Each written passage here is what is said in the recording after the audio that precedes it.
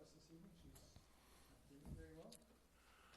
And before we move into the agenda, Council, I have one more item, the next item to add to our grab and go bag. And this evening's item, today's item, is a whistle. So if you happen to get into a situation where you're in need of some help, rather than shouting, a whistle is so much easier, and it's such a simple thing, costs very little. Take this one and stick it in your grab and go bag. Our grab and go bag, now that we have water in it, is getting really heavy, so this won't add much. Okay, Council, we have an agenda in front of us. Councilors, are there any late items? City Clerk, are there any late items? Yes, Mr. Mayor, under D2, there is a late item delegation from Joanne Sales of Broombusters. Okay.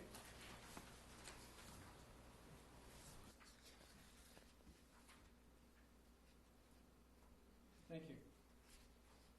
Then a motion, Council, to approve the agenda as amended would be in order. I'll make that motion, Mr. Mayor. Second, Mr. Mayor. All in favor? Carried.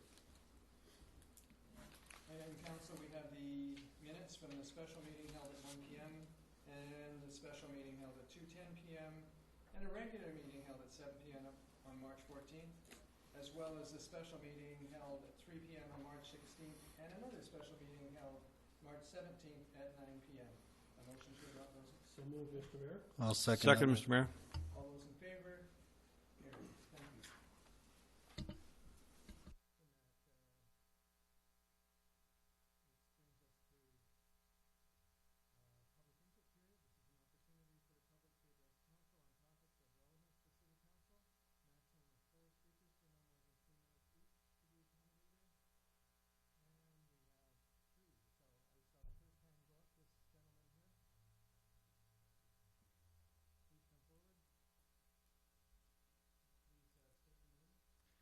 Hello, I'm Matthew Pearson. Thank you. I've come to discuss the amended bylaw for marijuana dispensaries. Okay. And I looked for the minutes online to try and make sure that we didn't go over anything that's already been discussed, but I might be already doing that. So first off, I want to make a point that it is medicine and that we're regulating it as a medical dispensary. So when we're limiting people from accessing this, we're limiting people's access to medication. So if we've already said it's a medicine, then we shouldn't limit access for people. There has been little mention for the difference between THC versus CBD effects, which is a very important distinction. THC is used for certain varieties of ailments, and CBD is for certain other ones. And if anybody doubts the medical efficacy of cannabinoids, I encourage them to look at people who have epilepsy on YouTube. And they will go from shaking and not able to hold down a regular conversation to calm and sedate. And this is what I call a neurodendritic sedative effect. That is, the cannabinoid cells are filling up the spaces where the other neurotransmitters would go. So instead of having epilepsy or migraines or seizures, whatever, these people are legitimately having the cannabinoid effect. And to compare it to something that we all know and that we're familiar with, we can look at mother's milk, because the endogenous cannabinoids that we have in our body that are being mimicked by the plant are fully present in mother's milk. So when you see a baby and it gets happy and it gets calm and it falls asleep and it wants to eat more, that's this cannabinoid effect. So in terms of liability, I noticed that Denis Sauvé had mentioned that there might be liability issues for the city, but there's very little precedent. When we look at how prohibition was repealed for both alcohol and tobacco, it was first of all repealed at the municipal level. And there was no recourse. There was no liability for those municipalities. So lastly, I want to address cancer and COPD risks. And these would be best looked at by Tashkin et al. Out of UCLA, who was paid for by the National Institute of Drug Awareness. So he was on the other side. He thought that marijuana would cause cancer, and he came away with the idea that it caused less cancer. And this is talking a subject study of 60,000 people. The next one was 1,200 sample size in UCLA. So when we go to restrict marijuana, I don't think that we should make it any stricter than what we've done for tobacco. We have tobacco outlets 300 or 400 feet away from each other, and it's a lot more dangerous for you than marijuana will ever be. So that's all I have to say, and I will be submitting a proposed amendment to that bylaw. Thank you, Mr. Pearson. Thank you. This young lady here. Welcome. Please state your name. Can I bring that down? Danielle Ely. Does it start? Okay. Good evening, members of City Council. I'm here tonight on behalf of the residents who live in the Grandview Road area. You have been given a petition requesting a safe walking path on Grandview Road within city limits. Our main concern is safety of pedestrians. At present, we cannot walk safely to get our mail, to access public transportation, or school. Per discussion with Guy Seeson in recent years, there had been money allocated for the exact project, but it was delayed due to opposition of 3 residents. In discussion with one of these residents, some of the concerns were maintenance of the pathway and location of the path on city property beside Grandview Road. We as residents of the area feel that none of these concerns should endanger our and our children's safety. I encourage you to walk down Grandview Road yourself to see there is no safe place to avoid oncoming traffic and water in a ditch. It is only a matter of time until someone gets hurt. Please make this a priority. Thank you for your time. Are you referring to the path as far as Otter Yes, Drive or from Crescent? Compton to like the city limits, Otter Place. Okay. Yeah. Thank you. Thanks. And there was one more I saw. Bob, come on up.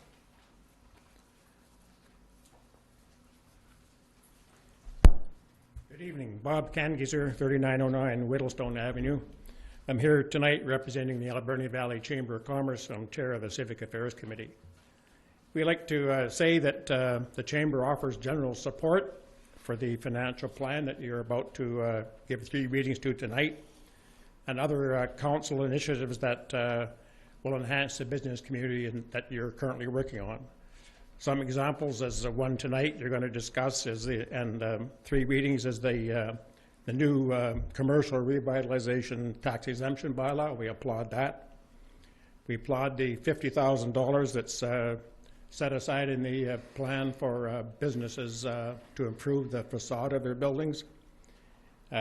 We applaud that $25,000, I think it is, set aside for external marketing of our community. Those will all help the business community. Some of the events you've taken in the past and are planning in the future, I think it was $300,000 set aside for the what's called the Somas Boardwalk. They're looking for a new name for that, of course, but we know what we mean. Continuing to work on the Johnson Road aesthetics in the community. That'll improve the business community. And the council's priority and continued to upgrade the infrastructure of our community, that roads, sidewalks, water and sewer systems. Those will all enhance the business community. We look forward to trail enhancements, which it's in the budget as I read it. Working on trail enhancements rather than as a first priority, rather than expanding the trail system. Let's get what we have working well before we expand it. We look forward to having new community welcoming signs. We look forward to completion of an industrial road to elude the traffic off uptown Port Alberni. And we look forward to upgrades at Harbor Key, number of improvements there, including the clock tower and getting the time so that it runs on a couple of clocks. While saying that, we're somewhat or mildly concerned in the budget about the tax increases proposed. And looking at the tax increase document that's in there, that's on page 139, the tax revenues that are coming in from for 2016 versus 2015 are up about $550,000, which is modest at 2.6%. The residential tax share is constant through the period of those 2 years at about 59%. Business tax share increases from 16.6 to 17.2%.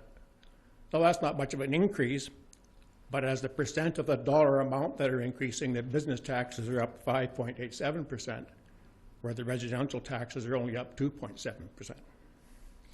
So while business tax share will be increasing 17.2% of the total, businesses will pay 37% of the total tax increase year over year. And then if you look at the mill rate, the bottom line, if you will, for a business property assessed at $1 million, in the city, the business will pay an increase of $628.20 in city taxes for the next year. Thank you. Thanks, Bob. Okay, this would appear to be the last presenter for public input period, and we're now moving on to delegations. Our first delegation is Tricia Knight and the Centennial Bells. Welcome. Thank you, Your Worship. I'd like to make one slight correction. You think you're looking at Centennial Bells, but actually you're looking at 9 Janeites from around 1810. We slipped back into history a little bit. And I'm here this evening to introduce you to the Jane Austen Festival officially. And I'm just going to get my little gizmo working here. So what is the Jane Austen Festival? It's a celebration of the life and works of Jane Austen. Just about everyone has heard of Pride and Prejudice, Emma, Sense and Sensibility, Mansfield Park, Persuasion, and Northanger Abbey. She was a woman at least 100 years ahead of her time and started writing at the age of 14, only lived to be 41. But she has left just a fabulous tribute to that age and to the Regency period for us. And we know Shakespeare, but some of Jane's quotes are just about as, well, they're definitely more interesting, I think. So why and what will the Jane Austen Festival do for Port Alberni? Well, it is our feeling that will improve the city's image as a festival town, supporter of various art forms. It will bring recognition worldwide, not only from Jane Austen societies, but travelers and reenactment enthusiasts and participants in the Guinness World Record Challenge. We actually have people coming from Northern State Washington, from Vancouver, Victoria. Someone's even flying in from Dawson Creek and from Calgary. So we're going to be welcoming a lot of Janeites, as they're called. And a lot of them are from JASNA, which is the Jane Austen Society of North America, and they're representing their groups here. So we have involvement of the general public as well, regardless of age or artistic ability. Everyone wants to dress up. Everyone loves that period. And it'll spark the interest in literature, history, film, and prose for the children that we've been connecting with. And last year we had a Jane Austen tea, and we were just amazed at the amount of young teenagers that were there saying, oh, I saw this and I read that and I want to do this. And so it's wonderful that we're actually reading these kinds of classics today. And an opportunity to dabble in the life and customs of 200 years ago is really what the festival offers. And it brings tourists here from other parts of Canada and from the US, and it also brings tourist dollars to hotels, restaurants, and tourist attractions. So what is so unique about this particular festival in Port Alberni is that I think it's the first ever in Canada, actually. They've had conventions and special days, but not festivals in that terminology. And so it's the first one in BC, including Vancouver Island, I know for sure. We'll be challenging the Guinness Book of World Records for 409 people held in Bath in 2009, and it's for the most people dressed in Regency attire at one gathering. The recognition will be worldwide. Even if we slip by the mark just a little, we can always try it again. There have been 2 other attempts, and they have beat the 409, but there have been disqualifications because of improper costuming, or they left the area before the time was up, etc. There's quite a few reasons you can be disqualified. So we're trying to cover all the bases on that. And Bath, Hampshire, England is a very familiar picture of that city. This is where Jane spent a lot of her later years, and she wrote a great deal from Bath. And that is where they have a 10-day festival every single year and bring in approximately $140,000 a day just in goodwill and advertising and from the Austin Society. Canberra, Australia is another place that you wouldn't believe they'd have in Austin because, you know, they're not that friendly with the British, but they do. And they have a very successful one every year, as does Louisville, Kentucky, who beat the record last year, but unfortunately the challenge didn't go through. So the main reason for participation in this festival would be to improve Alberni's image, to relive the past with camaraderie of neighbors and friends, to foster interest in history and literature of children from parents and grandparents. There's a lot of grandparents out there getting crazy sewing and creating costumes for their grandchildren, and to experience a day in the life of 200 years ago. So where and what is the program? Well, Friday, July the 8th, we're having a Regency brunch and afternoon tea at Roland Art Center. There will be readings in the evening of Austin works at the Capitol Theater. And for that, we will have some invited Austin-esque authors from Northern Washington and Victoria and Vancouver. On Saturday, July the 9th, the Guinness World Record count at the Glenwood Center will take place in the morning. The Grand Promenade will then follow along the boardwalk at Harbor Key, and the Grand Ball and Regency-style late supper at the Alberni Valley United Church Hall. Then on Sunday, the mill is getting into the act, or I should say the train is, and they're going to have a special Jane Austen train ride in the afternoon on Sunday. So you can get lots of information at our website, www.centennialbells.ca. That's our Austin Festival page. And then the Jane Austen Festival Port Alberni is our Facebook. And Twitter is Jane Austen Fest. And janeausten@gmail.com is our email. So just to let you know or leave you with a few images, what is Regency attire? Well, according to the Guinness guidelines, which we have to go by, for ladies of all ages, it's a full-length dress with low neckline, high waist, and sleeves. Outfit must be a bonnet and accessories such as a parasol, gloves, reticule, which is a purse, etc. Those are some of the images for you. For the gentlemen, 3 of whom you'll see here, they need trousers or breeches, a tailcoat, white high neck shirt, long neck cloth or cravat, and high boots. So how does one get a costume? Well, there's lots of information at the website. We have free workshops every alternate Saturday and Monday at 11 a.m. on Saturday and 7 on Monday evening. Costumes can be derived from thrift stores, by sewing, purchasing from Centennial Bells, or renting from the costume rental shops. Workshops will be held with all facets of costumes, with patterns and fabric available, and lots of know-how and help from the Bells. And the workshop schedules are also in the online and in the Alberni Valley News.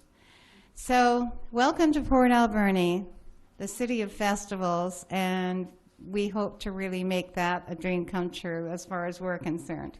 Thank you for the opportunity here. Well, thank you. It's a great presentation. I like your supporters and yourself. It's just, yeah, it's taking a lot of work to put all of this together.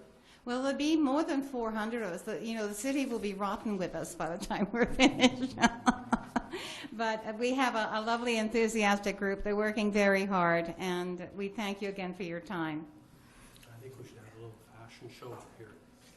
You got everybody here dressed. I think everybody should stand up. Absolutely. I'd love to see the costumes. This is Lady Phillips and Lady Sinclair. This is my husband, Edwin Knight, And we have we have Lionel, Lord Sear, and Lady Wilmot, and Lady Preston, and Michael, and Lady Hanel. Lord Michael, I should say, and Lady Hanel, because I will get grief outside. You know, this is instant elevation into the peerage. All you have to do is dress up, so good for you. You want a picture of us? I do, yeah. If you don't mind. No, not at all. What a handsome Port Alberni group. Thank you very much. You're very welcome. Thank you again.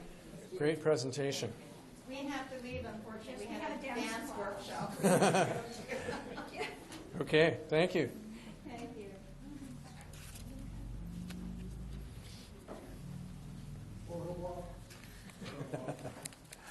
Don't trip on at your dance class. Okay, our next delegation council is Joanne Sales from Broombusters. Welcome, Joanne. Thank you. That's a hard one to follow. Thank you for letting me speak today. My name is Joanne Sales, and I'm the founder and the director of Broombusters. And I've spoken to council here before, and I'm really grateful to be here again tonight.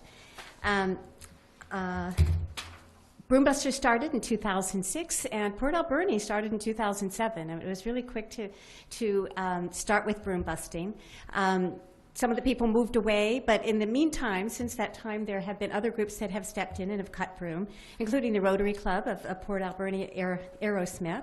And there's two groups that are currently cutting broom now. One of them is the Alberni Deep Space Port Star Trek Fan Association and the Port Alberni Young Professionals. What we would like to do is we would like to get more, make it more open to the whole community. You know, some people have approached me at CD Saturday and say, I live in Port Alberni, I want to cut broom. So what I'd like to do today is I'd just like to show you the pictures about broom, so just reminding you about how serious broom is as an invasive species, and also figure out what we can do in Port Alberni to open the door for all participants, all residents that would like to participate. So here we are. This is the Broombusters Invasive Plant Society logo. Scotch broom quickly takes over empty fields and clear-cut forest ground. This yellow field you see there in the middle, that was a forest, and it was within a couple of years it was covered with broom. And that is happening all over the world. Where the broom moves in, the trees no longer grow back, and we can't allow that to happen. A broom will grow rapidly on any disturbed soil, and I'm sure you all have seen that, so particularly along the roadsides. In the sun, broom wins. Okay, here you see how broom is growing along the power lines, which is very dangerous. We're going to talk about the fire hazard of that later. But these yellow ribbons are crisscrossing all across the island. Here's another picture of how broom is in the power lines. They love it because it stops trees from growing. We don't love it because it stops trees from growing. We want our forests back. This is gorse. Gorse and broom are very closely associated. People get them confused all the time. Gorse is even worse than broom because it doesn't die when you cut it. Broom you can kill by just cutting it. So if you have any gorse around that, immediately you need to go after that. Okay, what is wrong with Scotch broom? It's an alien invasive plant. Spreads rapidly and densely anywhere in the sun. Forms dense thickets, crowds out native plants, leads to a dramatic loss of diversity. Slows and prevents forest regrowth, causes allergies, it's highly flammable. Toxic to grazing animals, changes soil chemistry, and makes farmland useless. I mean, it's a bad plant. It's a bad plant. There's two myths about it. Why is it spread so far? These two myths. One is that you can't stop broom. It's false. You can stop broom from spreading, but you have to do it right. Okay, if you cut broom in bloom, which is our slogan, at ground level, the old broom dies in the summer's dry heat. And if you disturb the soil, hundreds of new broom seeds will sprout.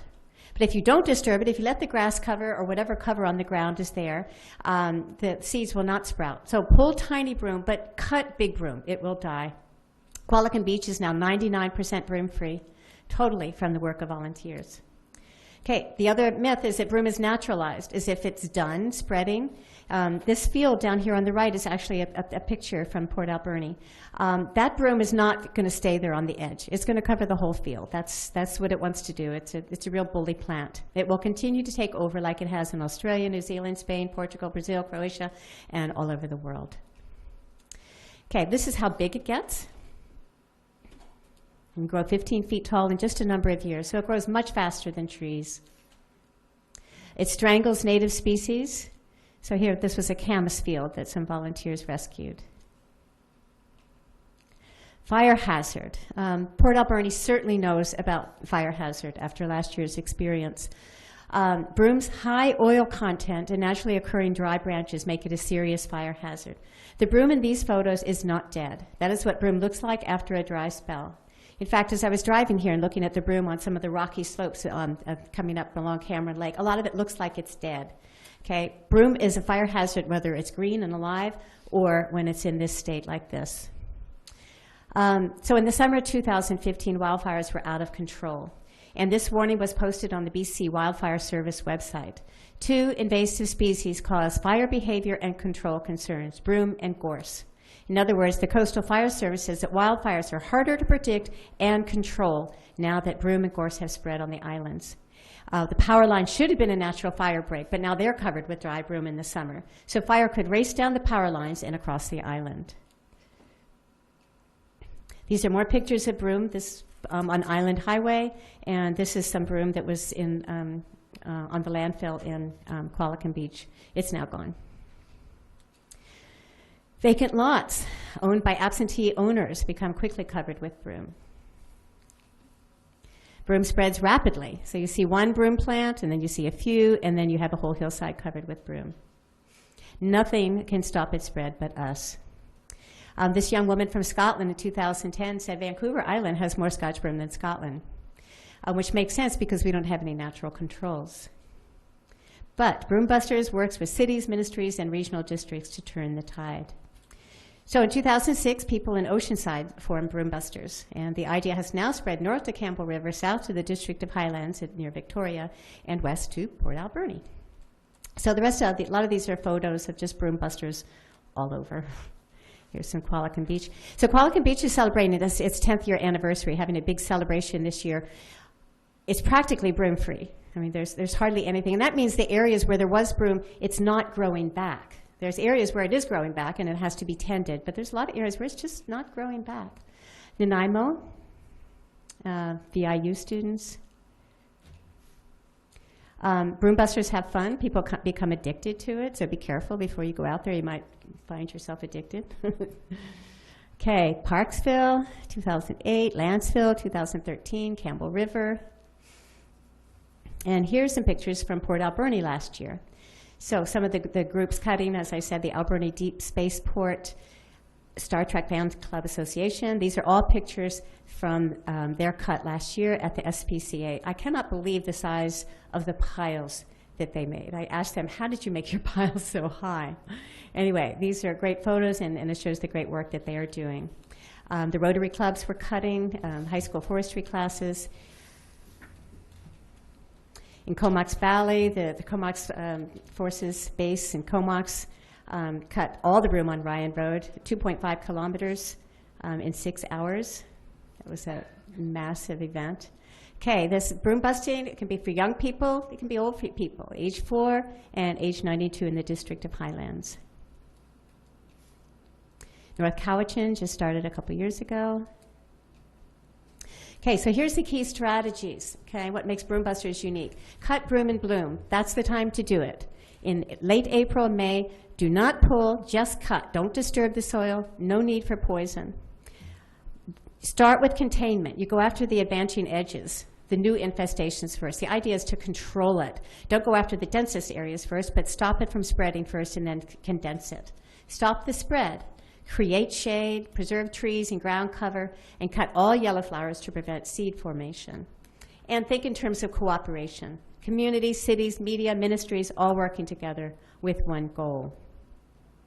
That's the formula for success. It's been working. ideas for city participation and broom removal. Port Alberni's been doing that, like I said, since 2007, which is just wonderful. Consider putting signs up. No, I didn't carry it up, but you can see the sign basically has our logo and information about it. Signs inform the public, make a statement, and invite participation. If the city can make any kind of public statements through the website, newsletters, press releases, info sheets, so that the people of the community know that you really want to get rid of broom. It's not just a fanatical group off in the distance that wants to do that, but the city actually wants participation.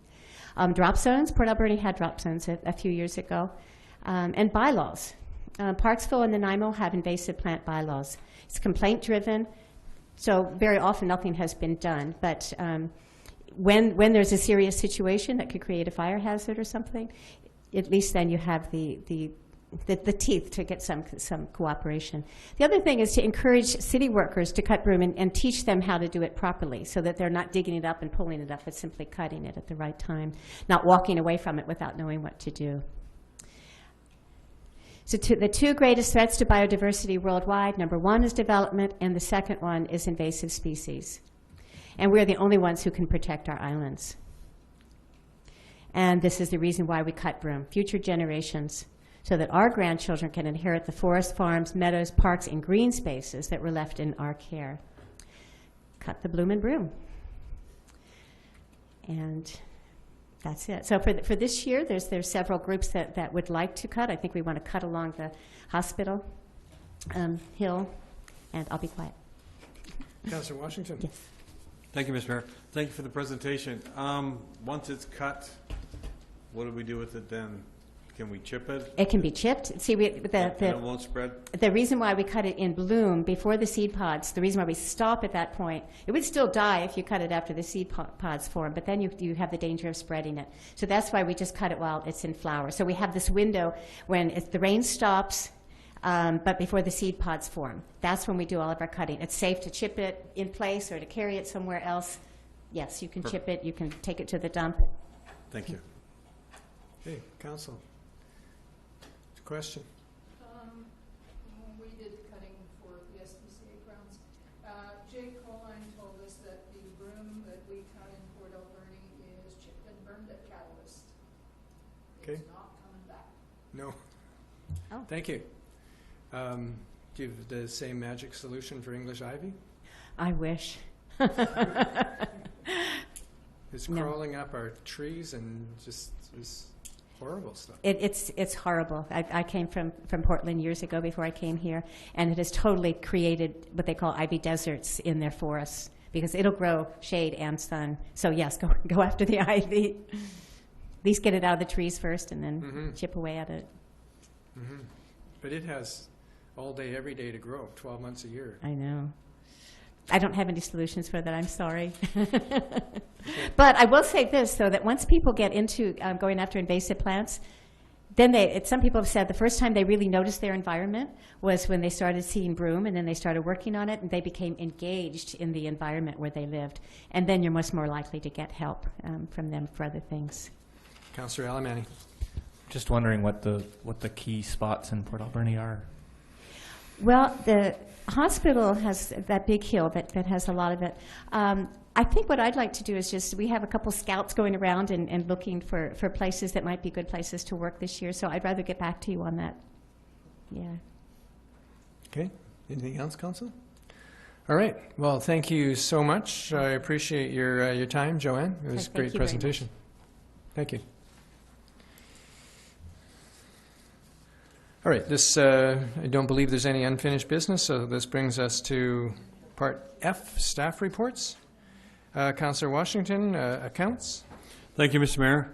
I move that the certification of the Director of Finance dated March 29, 2016 be received and checks numbered 134,525 to 134,662 inclusive and payment of accounts totaling $693,714.80 be approved. I'll second that, Mr. Mayor. All those in favor? Carried. And from the City Clerk, lease of property to Tars Auto Sales. Can you just quickly review that for Council's information? Yes, Mr. Mayor, this is a renewal of a lease that's been in effect for a few years now with Tar and Tarmeet Bing for the portion of lane adjacent to their property at 3707 3rd Avenue. And the lane that they lease from the city is utilised for access and parking. Okay, thank you. And Councillor Alaman, are you prepared to make that motion? Yes, that council for the city of Port Alberni authorize the mayor and clerk to enter into a lease agreement with Tar and Tarmeet Bing for the portion of lane adjacent to the property at 3707 3rd Avenue for a 2-year period at a cost of $350 per year, plus taxes effective April 1st, 2016. Is there a seconder? Second, Mr. Mayor. Any discussion, council? All those in favor? Carried. And from the Director of Community Services, the Community Investment Program, some items on the from late requests. And council, do you have any questions for the director? Then we have a recommendation. Councillor Paulson, are you prepared to make that motion? Thank you, Mr. Mayor. That the report from the Director of Community Services dated March 17th, 2016 be received. Is there a seconder? Second, Mr. Mayor. All those in favor? Carried. And Councillor Sauvé, would you like to make the next motion? That council for the city of Port Alberni deny the request for $1,800 in kind for tent rentals for use of the Saltis Art Festival from the Community Arts Council and recommend that they work with Art Rave Society to share the tents already allocated by the city to the Saltis Arts Festival. Is there a seconder? Second. Any discussion, council? All those in favor? Carried. And Councillor Sauvé, do you want to make the the next motion? That council of the city of Port Alberni approved the request from the Port Alberni Youth Center for $610 in kind for utilities and deny the $500 request for water line repair. Is there a seconder? Second, Mr. Mayor. Any discussion, council? All those in favor? Carried. That council for the city of Port Alberni approved the request from the RCMP Drug Awareness Services for 570 youth admission passes up to $750 to support the Youth Empowerment Summit. Second, Mr. Mayor. Any discussion? All those in favor? Carried. Thank you. And from the city planner, we have development permit for 4905 Cherry Creek Road. Councillor Alaman, are you prepared to make this motion? Yes, that the council for City of Port Alberni approved development permit number 1602 at the and that the city clerk be authorized to sign the permit, including the following Schedule B development plans. A, complete contracting drawing D1 dated February 17, 2016. B, complete contracting drawing D2 dated February 19, 2016. And C, complete contracting drawing D3 dated February 17, 2016. Is there a seconder? Second, Mr. Mayor. Is there any discussion, council?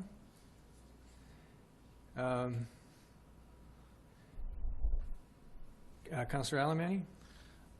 I guess just a reminder of what it is. This is the property behind the Alberni Mall that's now going into development. Right. And city planner, a couple of questions for you before we vote.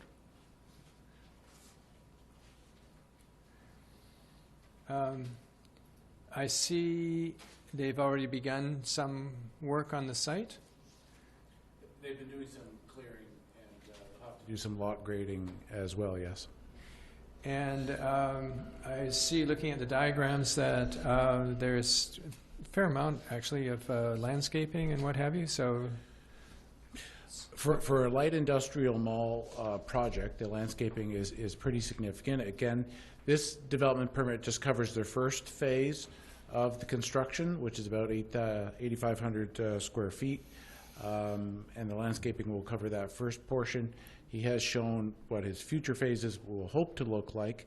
But yeah, and the landscaping will be concentrated in this first phase along Cherry Creek in the parking area. It's a good mix of landscaping, especially for a light industrial type use, yes. And it's hard for my eyes to really see the cross or the drawings of the buildings, but is it a two-story building? Is that what it is that's being proposed? It's a one-story building, but it's reasonably high, again, because of the light industrial use. It's going to be open and a reasonably tall building. There is a mezzanine as part of it, kind of, so there's a partial upper level, but given the service commercial light industrial use, it's mainly one level, but it's good high ceiling for those types of uses that might occur.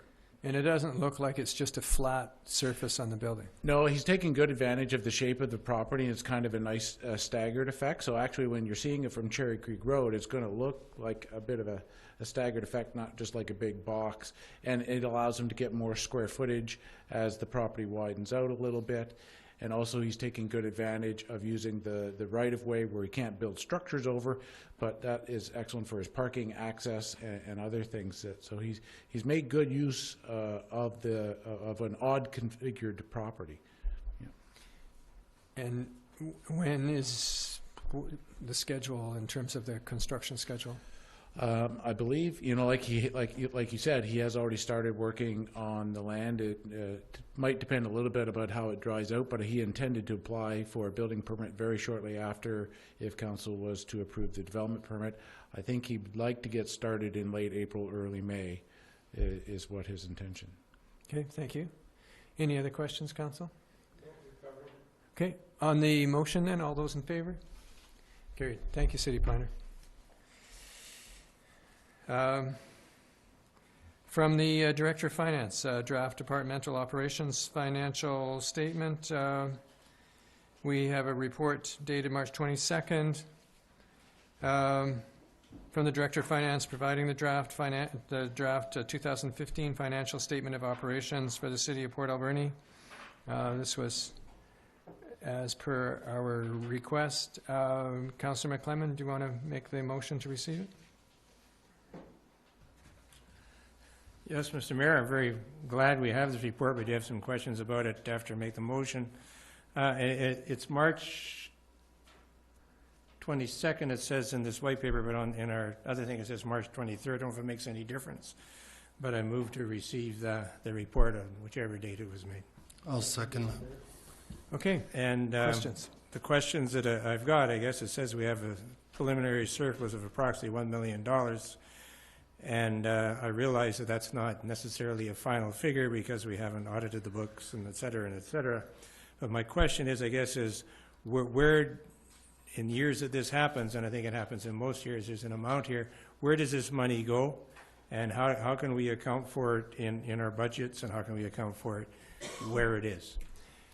City Manager, are you able to answer that question? Mr. Mayor, thank you. Councillor McClellan is correct that what you're looking at, the year-to-date document essentially shows an under-expenditure of approximately $1 million. That's largely due to a number of capital projects and expenditures that were not completed for the 2015 year by the end of the calendar year. So a large portion of that money was spent after December 31st. To the question on what happens if there's an under-expenditure overall after auditing, staff has struggled to answer that question for council, and I apologize for that, for not being able to put it in layperson's terms. I would request and suggest that council, we're going to have our auditor come and report to council shortly, and within 6 weeks. I would suggest that council, that staff, on behalf of council, put that question specifically to the auditor, and we tell the auditor when they come to council to give you that audited report that they specifically address that question. Okay, thank you. Councillor McClellan? Yeah, that's probably a good idea, though we've asked the auditor this before, and he basically said that wasn't his job to do. So maybe if you ask him ahead of time, it can become his job to do. I'm getting nervous about that. Okay, thank you. Councillor Sobey. Thank you, Mr. Mayor. My question would be to the Director of Finance, and if she could answer it tonight or not, or you could wait till the next meeting. but it would have to do with the Alberni Valley Bulldogs. I just wanted to know what's the status report as into their outstanding debt, and if there's a diary date when that debt is supposed to be paid for?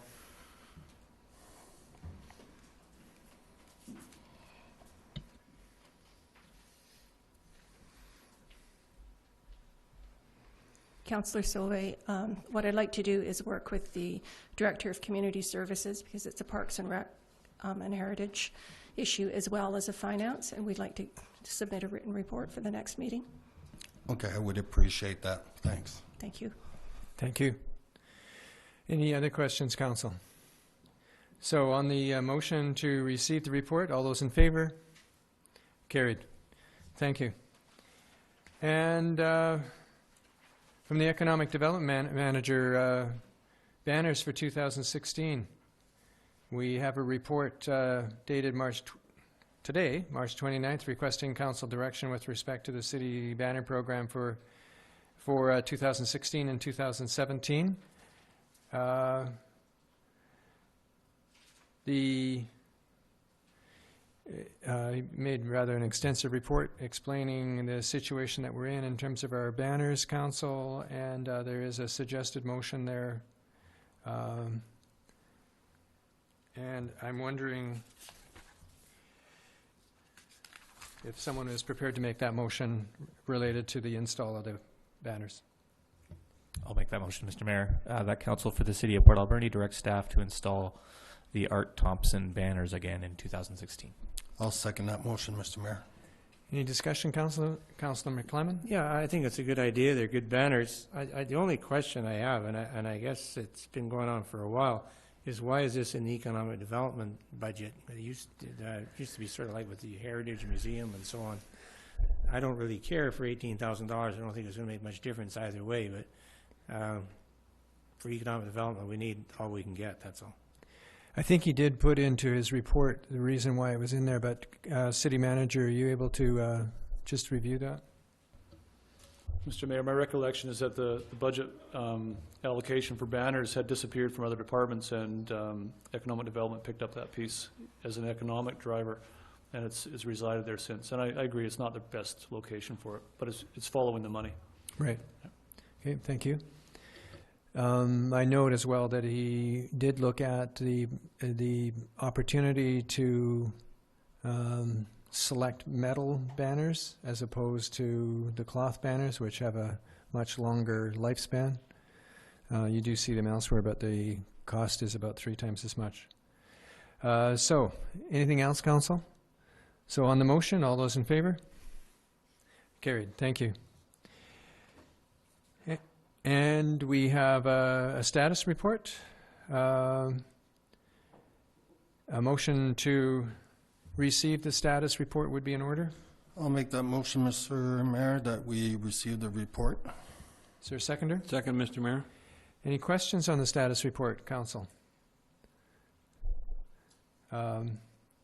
Councillor Washington? Oh, Councillor Paulson. Sorry. I know it's on medium priority, but further discussion regarding safe walkway, Harbour Quay to Harbour Quay Marina.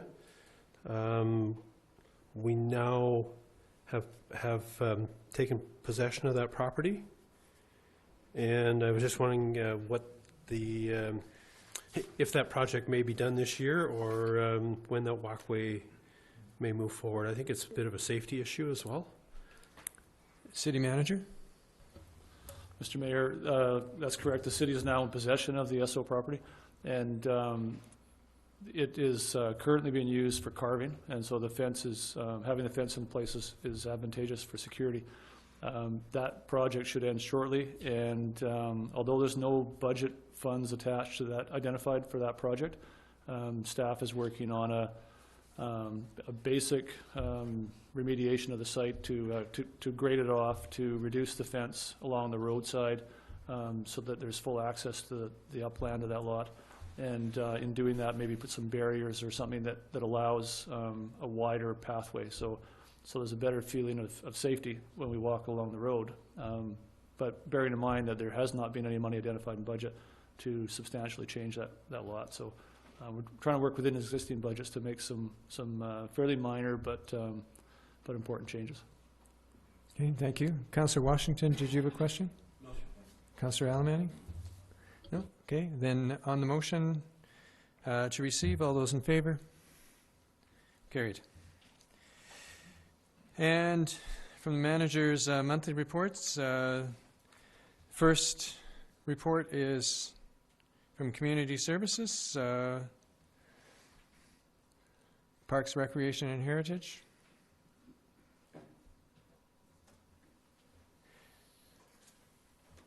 Thank you. Please answer any questions you may have.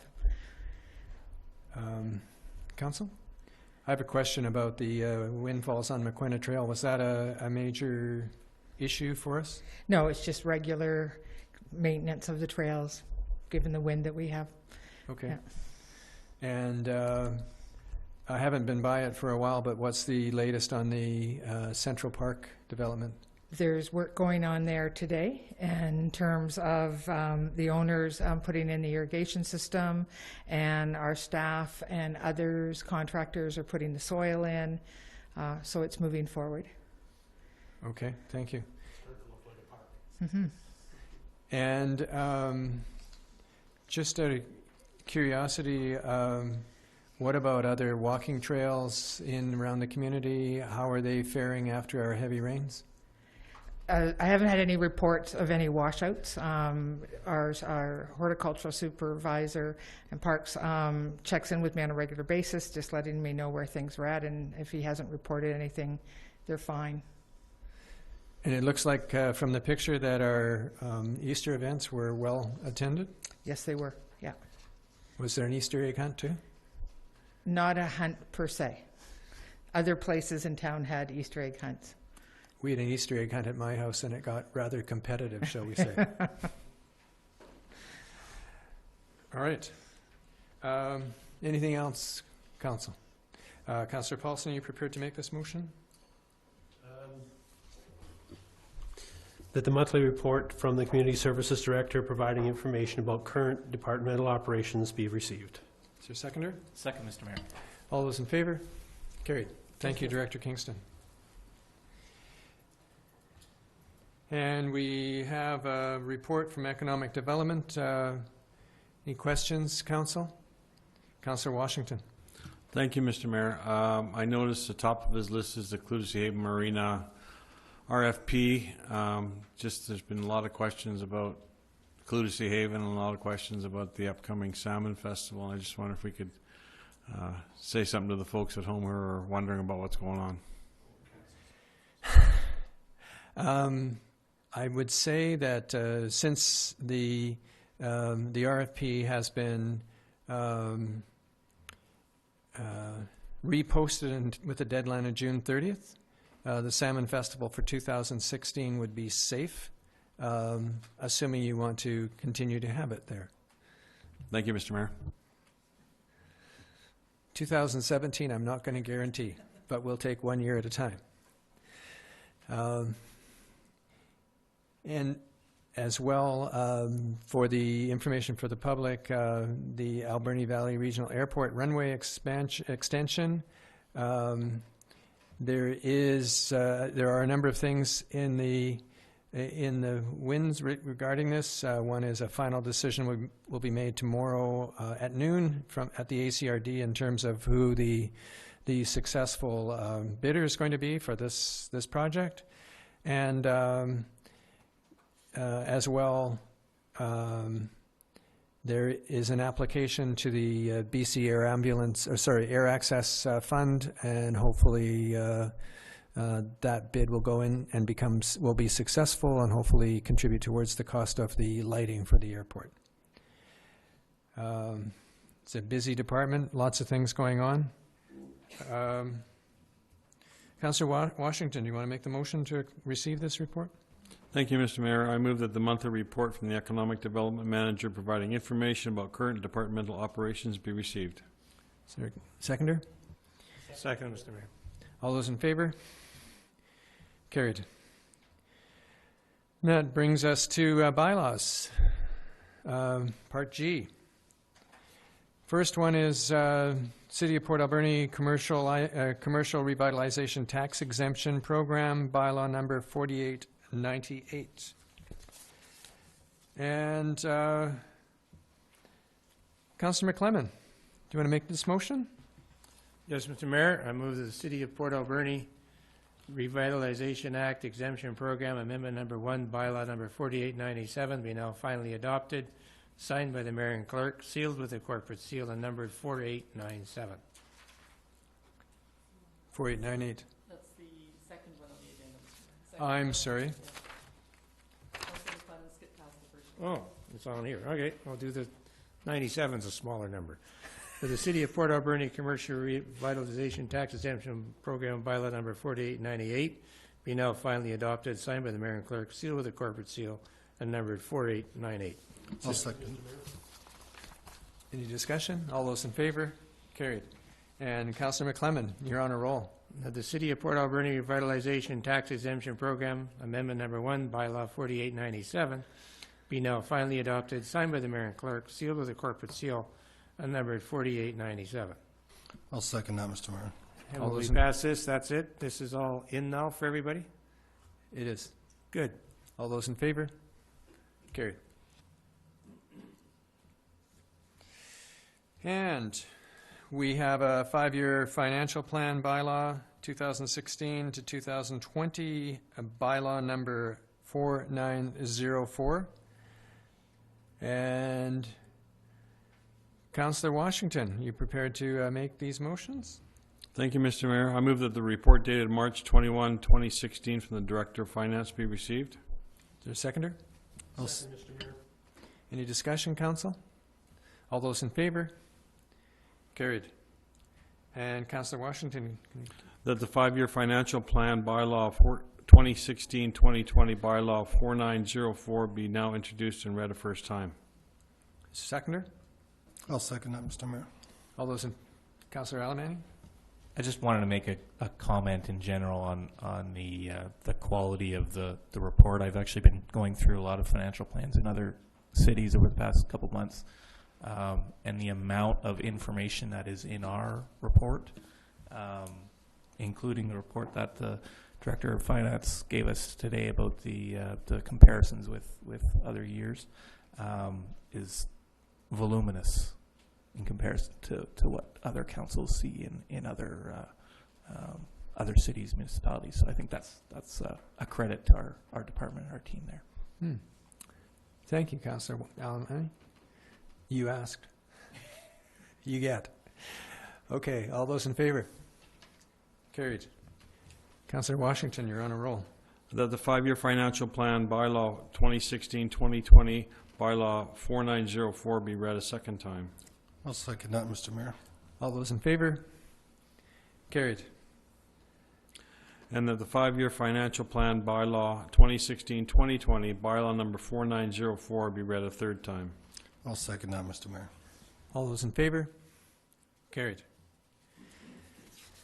And we have a summary report of the March 17th, 2016 meeting of the Advisory Planning Commission, which is provided for Council's consideration for the following applications. City Planner, are you able to just review the specifics of these development applications, please? Well, certainly, Mr. Mayor. So there was 3 development applications that the Planning Commission considered. The first one is an amendment to the city's official community plan and zoning bylaw for essentially the second phase of the Uplands subdivision. This would be a single-family residential subdivision of mixed lot sizes. It's approximately 77 lots. Something that's a bit unique to this project is the city we're proposing that this be a comprehensive development zone, in that although it's still all single-family residential, the developer wants to have a mix of lot sizes. So some of our small lot residential zones and some of our more standard residential zones. There's going to be a lot of engineering still to do on this project, and a fair bit of potential lot grading and something like this. So the subdivision plan is likely to change a bit. So the proposed comprehensive development zone is going to allow the zoning to proceed and allow the developer some flexibility in that his subdivision parameters can change, and it allows for that mix of lot sizes with the differing setbacks, whether it's a small lot or a larger lot, and also allows secondary suites where they're larger lots. So it's a bit unique. It allows the developer to go forward, still as assurance about the surety of the land use of it. So it's something that I proposed to the developer and asking City Council to consider. I think it's advantageous. A lot of communities do these, and essentially a comprehensive development zone it's a site-specific for this property, and it really makes good use of what the developer is proposing. Also within this development, a children's playground is proposed, and there's quite a substantial environmental wetland area that will also be protected. The developer has already done and submitted a report from a biologist in order to determine the appropriate setbacks from that wetland area. And maybe before I go on to the other applications, I could potentially answer questions on this from council if you wished. I have a few questions. On page 161, you've got Lot B, Lot C, and in the one corner of Lot B, there's an R2, I think. It's hard for me to read it, but it's in yellow. Is that the playground? Okay, so if you Lot A and B, so there's two. The property is made up of two current legal parcels, and the current zoning of the property is quite a mixed bag. Davina, if you could just scan up a little bit. So the existing zoning of the property is a mix. It's got commercial zone on it, single-family residential zone, duplex zone, high-density multifamily, mobile home park, and park. This whole area, a number of years ago in the 90s, had a concept plan for a village of some type. And the city of the day pre-zoned it all for that purpose. But I don't think there was ever a plan put together, because you can see they're just blocks of zones. So this, and you'll see across the street, is a similar mix of zones, and the first phase of the Upland subdivision was a whole mix of zones as well. So that's the existing zoning. So it's frankly quite an odd configuration, and that development never proceeded in any way whatsoever. There was a lot of covenants. That also alludes to the covenants that are on title, because the municipality of the day said, okay, we're going to pre-zone it, but we're going to put all these restrictive covenants on title, so you can't really move forward until you do a whole bunch of engineering and those types of things. So that's what the current zone is. It's not what's being proposed. We're proposing one new comprehensive development zone for the site. Okay. So where will the park go? If you can go to the site plan, Davina, it's just a little further down. Yeah. So currently, the playground area is on your eastern side, right around the curve. It's about a 10th, nope, further up. Yeah, right there. So it's about a 10,000 square foot. Okay. That's where the children's playground is. That's a good location in that it has great visibility from a number of residential properties that would look out onto it. And it's closer to the first phase of the subdivision, so they'll be in close proximity to take advantage of it as well. On the east side, you can see that large environmental area. That's where the natural wetland area is, which has a small creek that then drains into Dry Creek. What's with the tiny little lots there in the bend in the road? These. Oh, those aren't tiny little lots. Those are hatch patterns from the developer, where he's saying that's where he thought his small lots are likely to go. So that's a smaller lot size or a smaller. It's a shorter depth of a lot. So you can see the ones along Bird Street and someone back from that.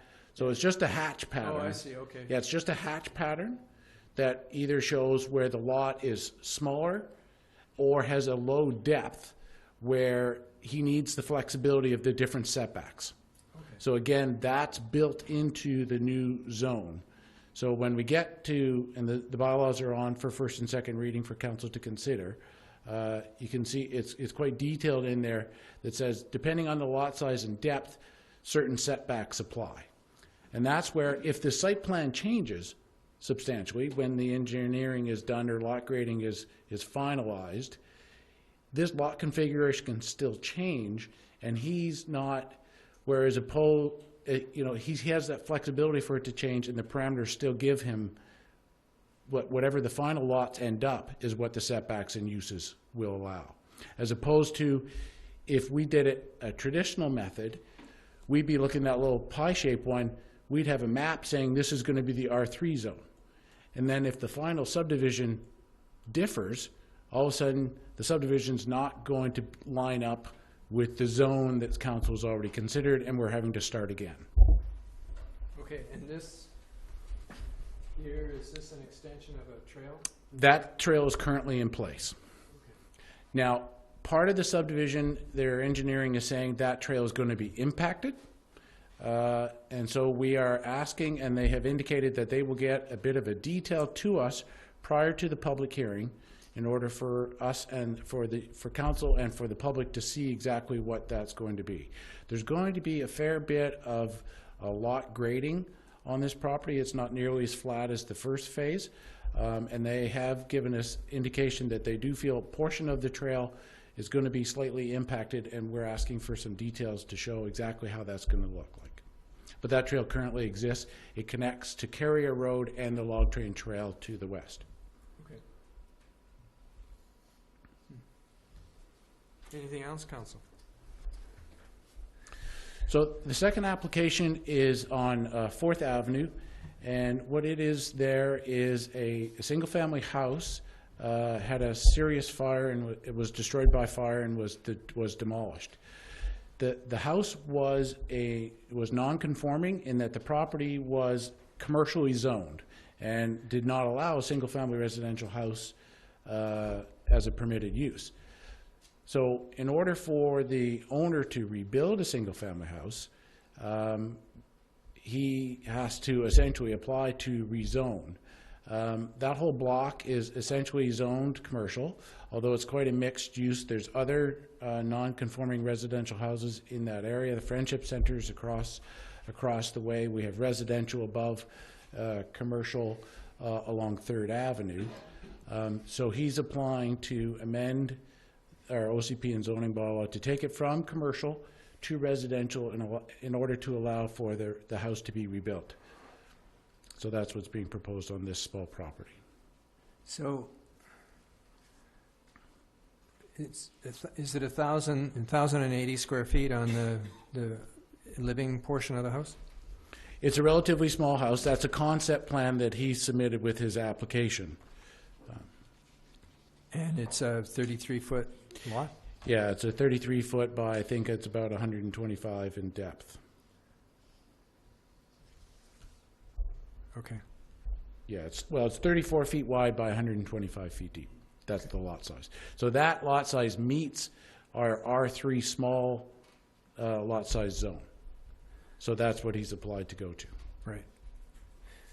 And how long, just out of curiosity, how long has this lot been empty? Well, the fire was last year sometime. I don't know if it was summer or fall. But there was a single-family residence. It had a fire last year, yeah, which essentially destroyed the house. The house was then completely demolished, and now the applicant has applied for this rezoning after some discussions with his insurance company. Yeah. It's like pretty good design. Councillor McClellan and then Councillor Paulson. Yeah, I guess just a question, and maybe you just answered it. Is this the person who owned the house that burnt? The property owner, yes. Yeah. He didn't reside at the house. I think it was a rental. But the applicant, so the property hasn't changed hands since the fire. So the owner of the property is applying for this zoning amendment. Okay, I was just curious. I lived in one of those non-conforming lots once. It was 33 feet in zone commercial, and the insurance company told me that's fine. If it burns, so you don't get to rebuild it, we'll give you some money, you go build somewhere else. So, interesting. Well, and so he could have taken, you know, I can't get it, I don't know the details of the insurance, but in order to rebuild a house, he has to go through this process. Alternatively, he could have taken a certain amount and gone somewhere else, yes. But I think it's a lesser amount. Thank you. Councillor Paulson? This is just a matter of curiosity for me, but on the concept drawing of the actual house, there's only one entrance into the living area. Does the access to the garage count as a second access? Then it'll be the next page up. It's just a matter of curiosity. I mean, it is a concept plan. I haven't looked at it. Oh, okay. It will require, of course, to get, you know, a building permit and make sure that it meets all building code requirements for certain. I mean, this is a very preliminary plan. We asked them to submit a bit of a plan. He currently has a door to the front off the living room, and then from the garage you can come into the laundry room and then into the house. And maybe that's a sliding glass door off the bed. It could be. Yeah. Just curious. Yeah, okay. Given the size of the house, it may not technically require rear access. I don't know, but it will, of course, have to get a building permit and meet all the code requirements. Right. Anything else, Council? Okay.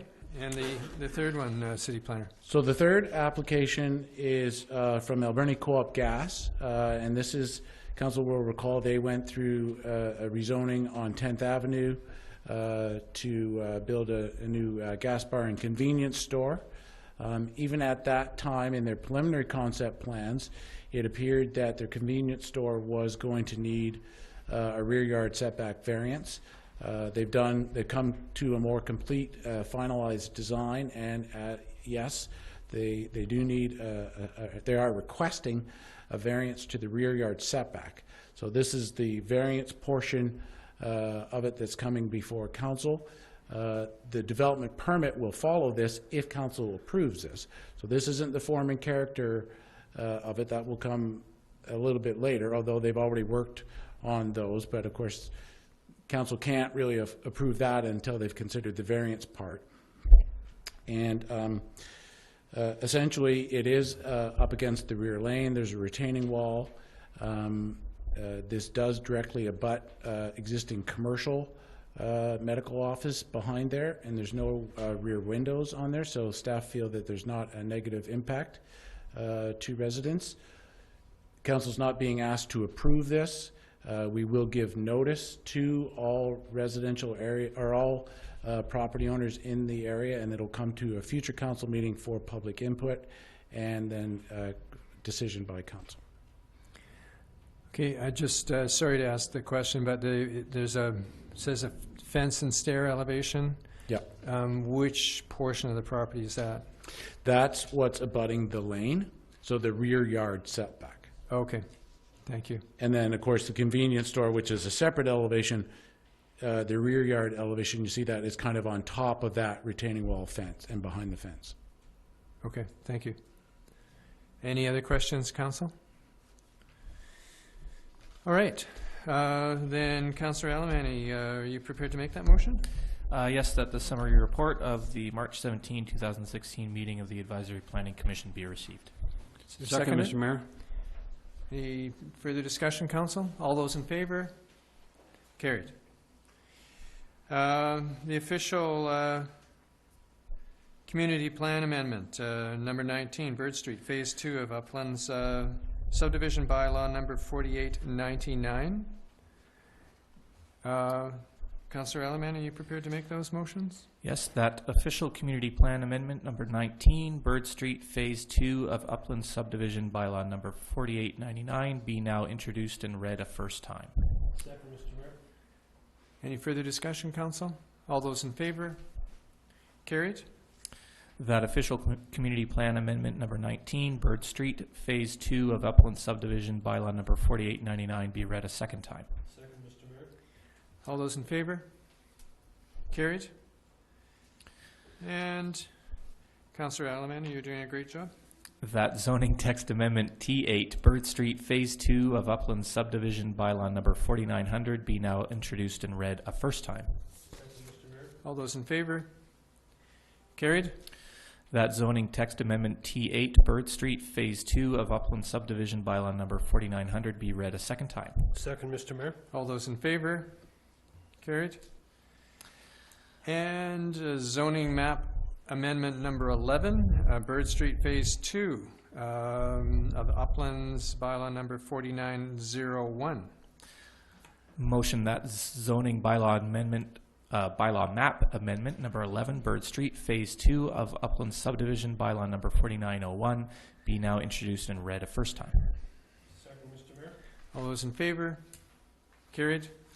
That zoning bylaw map amendment number 11, Bird Street, Phase 2 of Upland Subdivision, bylaw number 4901, be read a second time. Second again, Mr. Mayor. All those in favor? Carried. And the official community plan amendment now, number 20, 3532 4th Avenue, bylaw number 4902. Councillor Alamani? That official community plan amendment number 20, 3532 4th Avenue, D. Beecroft, bylaw number 4902, be now introduced and read a first time. Second.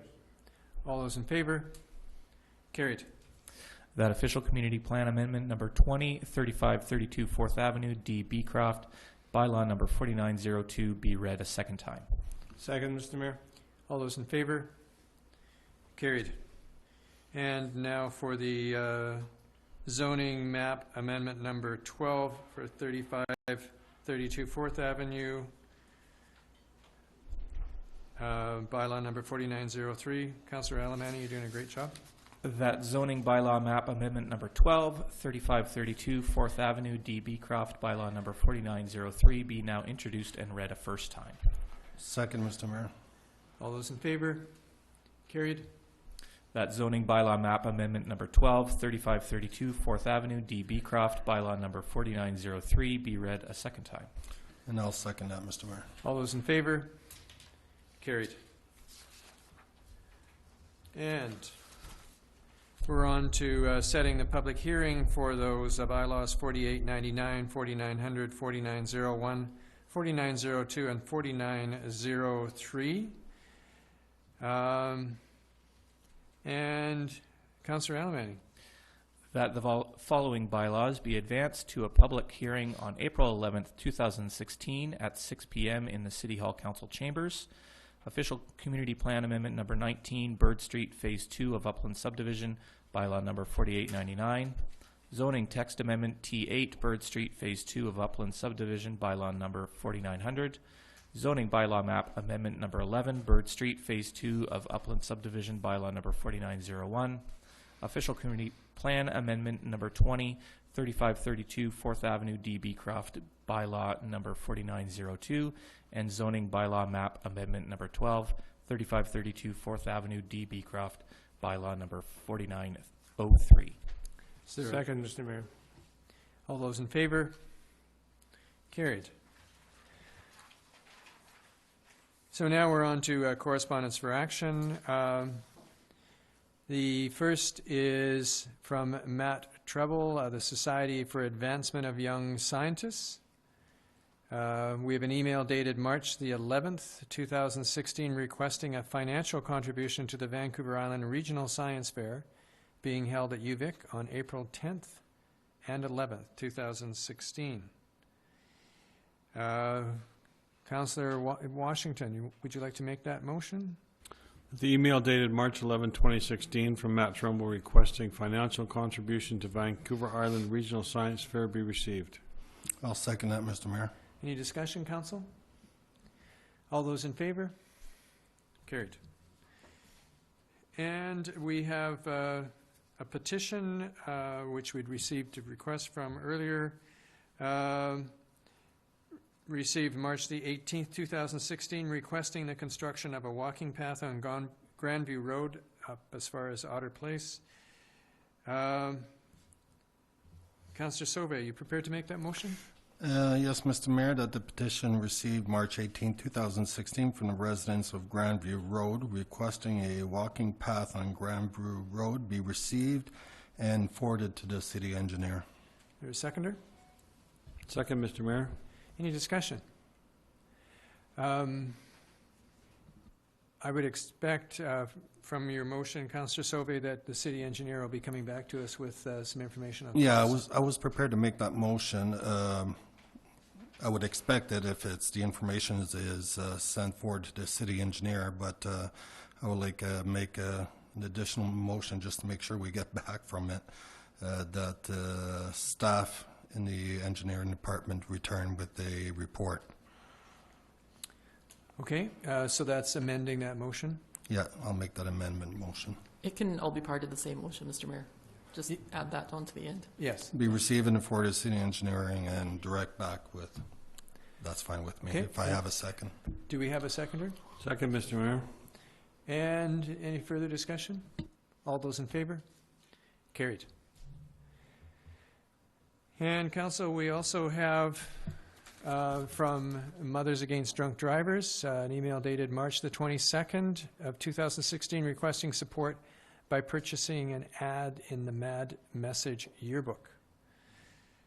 Councillor Paulson, are you prepared to make that motion and then we can discuss it? That the email dated March 22nd, 2016 from MAD requesting support from the city by purchasing an ad in the MAD Message yearbook be received. Is there a seconder? I'll second that, Mr. Mayor. Council, I guess my concern is how much of the cost of that ad is actually going to Mothers Against Drunk Drivers and how much it would actually be going to the publisher of the yearbook. You know, I recognize that it's a really important endeavor, an important nonprofit society, but I always get concerned with these sorts of requests. How much goes to the supporter of this? Councillor Sauvé? Thank you, Mr. Mayor. I guess here it's not the actual support for a MAD organization, it's for the fact of having the advertisement of promoting and awareness of Mothers Against Drunk Drivers. So I'd be ready to support this motion, Mr. Mayor. I don't see a cost associated with it. City manager, do you happen to know, is there? Mr. Mayor, in the letter, there's an attachment that shows the minimum cost is $279, I believe, up to $2,200. Okay. Yeah, the cheapest would be $279, which is a business card size of an advertisement. Ah, sorry, I flipped over that one too fast. Okay.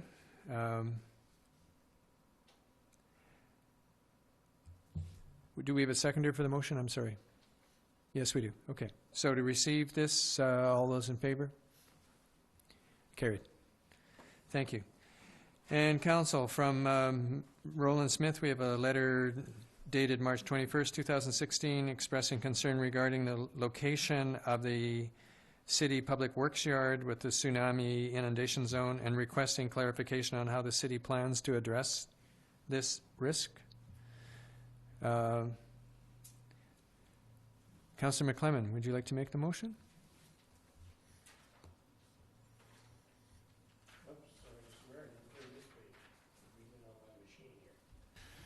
I move that the letter dated March 21st, 2016 from Roland Smith expressing concern regarding location of the city public works yard within the tsunami inundation zone and requesting clarification on how the city plans to address this risk be received and referred to the Emergency Planning Society, or whichever they are. Okay. I'll second that, Mr. Mayor. City manager, not to put you on the spot, but I'm going to anyway. Given that we have this event coming up in June, I'm expecting that it's of a significant concern to the city. Wouldn't want to wipe out our city works yard. Mr. Mayor, Mr. Smith raises a good point, one that staff is already mindful of. And as you mentioned, we have our Emergency Management BC exercise in June here in Alberni. At the end of that exercise will be an after-action review, basically a review of the exercise and recommendations made for changes to develop further resilience. So it's our hope that the after-action review will flag that if that's an issue for us to move on. So it's already on our radar, but we didn't want to start taking action on this now. We're hopeful that that exercise and the after-action review informs our decision going forward. Okay, thank you. Councillor Sauvé, then Councillor Paulson. Thank you, Mr. Mayor. Last year, while our attendance at the City Works Yard, this was brought up as a situation as the generator being placed at a certain end of the works yard. And as a matter of fact, I thought they were going to do some work as into preparing the works yard for any type of such events and all that. So I don't know if it's been in the works or if it's already done, but I know that the concerns were expressed last year to city work yards. Thank you. Councillor Paulson. Actually, Councillor Sauvé just brought up a lot of what I thought when we toured the yard last year. They were actually doing some backfill on the south side of the yard, and I gathered in the conversation that it was to get much of our equipment to a higher elevation above that inundation zone to get it up higher on a level with where actually the stores and up in behind there. I don't know how much of that work has been done, but anyway, that was my understanding, is that they were progressing and moving it up higher, and including the generator, and also there's a pump house down there that they were concerned about. So, is the entire city works yard within the inundation zone? Mr. Mayor, part of the challenge of that answering that question is what is the inundation zone? So we target a 20-meter elevation, which is generally the height of the tracks at Roger Street. So that would make the yard, yes, below that elevation.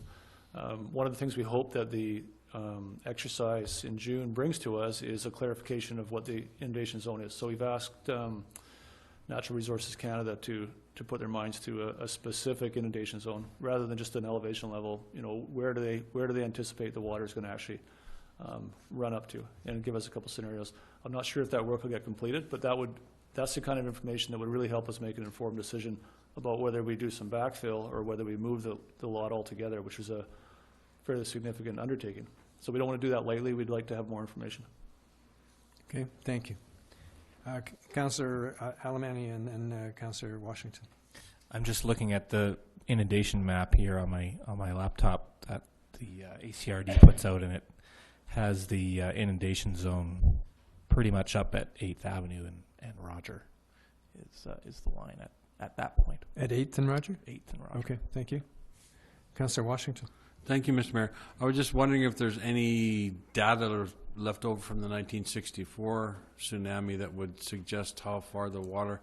I know I've got photographs of Port Machine on 4th Avenue where the water was. I was just wondering if there's any water lines or any markers up at City Works that would indicate how far the water did come back in 64.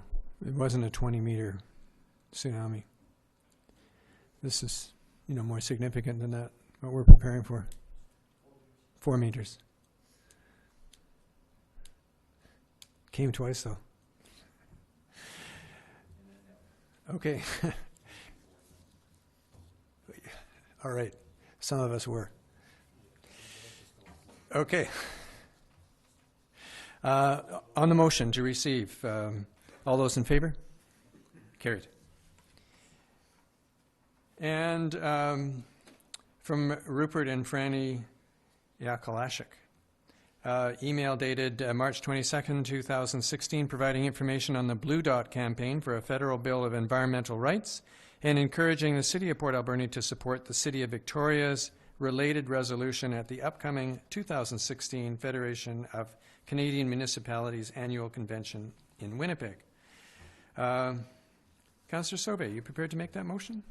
Thank you, Mr. Mayor. That the email dated March 22nd, 2016 from Rupert and Franny Yakulakshek requesting support for the City of Victoria's resolution to the FCM regarding a federal bill of environmental rights be received.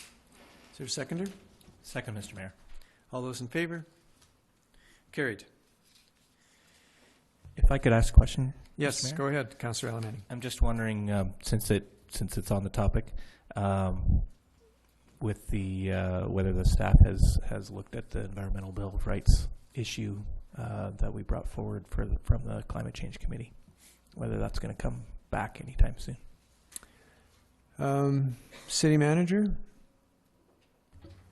Mr. Mayor, that's on the status report. It's right now given a low priority, but I hadn't envisioned coming back to council on that quickly. If you'd like to see that moved up, I can do that. Councillor Alamani? Since it's at the FCM, it might make sense. Yeah, that's 2 months from now. So if we move it up, that something that could happen before we go to the FCM in a couple months' time? Yeah, okay. Do you want to make a motion? I'll just make a motion to move the status of that to a higher priority. Your seconder? I'll second it. Any discussion? Mr. Mayor, I'm sorry, but I did not hear what Councillor Almany said, that he was moving up. Okay. Moving the Environmental Bill of Rights issue, the report back from staff, basically. Well, this is so I can sue you and you don't give me a good environment. You know, hey, good. Yes. Also, so you'll be properly prepared when we go to the FCM in June. Okay, further discussion. All those in favor? Opposed? Carried.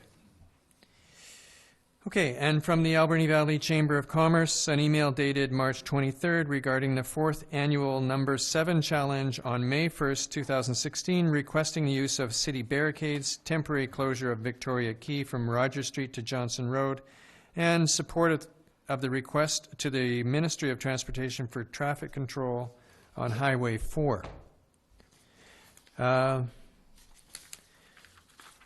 Sorry. Councillor Paulson, are you prepared to make that motion? Thank you, Mr. Mayor. That the letter dated March 23rd, 2016 from the Alberni Valley Chamber of Commerce be received and council concur with the request, subject to notification of emergency services, consultation with all affected businesses to minimize potential conflict and traffic concerns, and provision of standard liability insurance. I'll second that, Mr. Mayor. Councillor McClellan, you have a question? No, I don't have a question. I think it's a very good thing that's happening this year. We've had the race against the train for several years. It's not really been advertised much, and some very dedicated runners were out last year in the rain. I drove by them, I must confess. And but this year, Mr. Collette is a avid runner. As long as he didn't hurt himself with his previous run, he'll be in this one. And I think they're looking at about 200 people coming from out of town to race against the train and family, and there will be some events at the mill and trips back and forth on the train. So it's going to be a big event, and hopefully that those that are going to take advantage of it will be there. Yeah, coming up in approximately a month's time. Councillor Paulson. Shameless plug, but my daughter is going to run on that, as well as her girlfriend, Scott Kenny's daughter, Carrie Kenny. So the two of them are going to go for it. So you're traveling alongside taking pictures? I'm going to pick them up at the other end. Okay. All right. Anything else, Council? On the motion, all those in favor? Carried. And from the District of Tofino, a letter dated March 22nd, 2016, requesting council support of the City of Victoria's resolution to the Association of Vancouver Island and Coastal Communities, calling on the Municipal Finance Authority to create a fossil fuel-free investment fund for local governments. Councillor Alaman, are you prepared to make that motion? That the letter dated March 22nd, 2016, requesting council support of the City of Victoria's resolution to the Association of Vancouver Island and Coastal Communities, AVICC, calling on the Municipal Finance Authority to create a fossil fuel-free investment fund, be received. I'll second that, Mr. Mayor. Any discussion? All those in favor? Carried. And right now, I'm going to declare a recess, and council will come back at 8:45.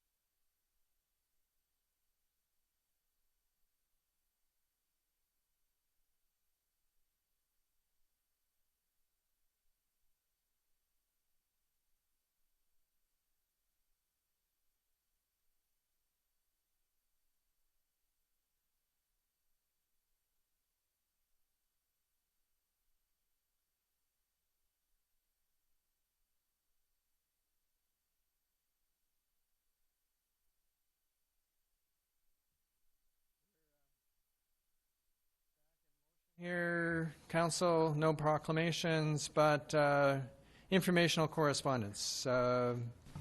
City Clerk, would you like to review that informational correspondence for us, please?